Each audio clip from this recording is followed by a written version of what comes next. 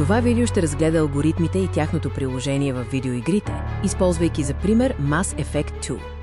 Алгоритъмът във видеоигра е ясно определена последователност от стъпки или правила, които компютърът изпълнява, за да постигне определено поведение в играта. Алгоритмите играят ключова роля в видеоигрите, като управляват логиката, подобряват ефективността и създават динамика и реализъм. В игрите се използват различни видове алгоритми, включително такива за физика, които симулират взаимодействието на обектите, и алгоритми за намиране на път. Алгоритмите за изкуствен интелект или AI управляват реакциите на противниците, решенията в реално време и поведенческите модели на неиграемите герои (NPC). Един от алгоритмите за поведение е FSM (Finite State Machines), който позволява на NPC да преминава от едно към друго състояние, например от бездействие към атака или преследване. Behavior Trees, дървета на поведението, са друг вид алгоритми за поведение, които представляват набор от правила, позволяващи на системата да взема решения и да реагира според определени ситуации.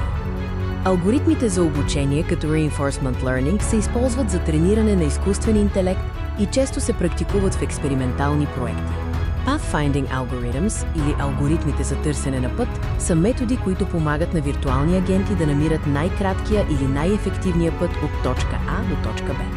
AP от Omkara Star е един от най-известните алгоритми за откриване на път. Той комбинира Dijkstra и евристика, за да намери най-бързия път. Алгоритъмът на Dijkstra намира най-късия път от начален възел до всички други възли в граф, при условие, че всички тегла са положителни. BFS Breadth First Search се използва за намиране на най-кратък път и обхождане по слоеве, докато DFS Depth First Search служи за дълбоко обхождане на структури. Навигационните мрежи или NavMesh са алгоритмична структура, която позволява на NPC да се движат интелигентно в 3D или 2D среди, указвайки им къде могат и къде не могат да ходят. Алгоритмите за физика симулират реалния свят в дигитална среда, определяйки как обектите се движат, сблъскват и взаимодействат, правейки игрите реалистични и динамични. Откриването на сблъсък е процесът, чрез който играта определя дали два обекта се пресичат или допират. Това е основен компонент на игровата физика. Алгоритмите за обработка на сблъсъци включват техники като Bounding Box, AABB, Bounding Circle, Raycasting и Sweep. Алгоритмите за симулация на частици като Particle Systems се използват за създаване на ефекти като прах, огън или магии, които се състоят от много малки частици. Алгоритмите за рендериране се разделят основно на растерни и Ray Tracing. Растеризацията е процесът на превръщане на векторни изображения или 3D обекти в пиксели, за да могат да се покажат на екрана. Ray Tracing изчислява реалистична светлина, като проследява лъчи от камерата към сцената. Алгоритмите за оптимизация се използват за намиране на най-доброто решение за даден проблем спрямо някаква целева функция. Генерирането на съдържание или Procedural Generation използва алгоритми за автоматично създаване на светове. Примери за такива игри са Minecraft и No Man's Sky. Berlin Noise се използва за генериране на безкрайни светове, които продължават без видим край, чрез избиране на градиенти и интерполиране на резултатите.